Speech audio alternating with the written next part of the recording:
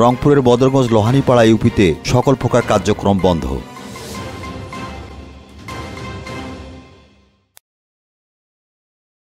আসসালামু আলাইকুম। এমকে টেলিভিশনের নিয়মিত সংবাদে আপনাদের স্বাগত জানাচ্ছি আমি আশুরা খাতুন নদী।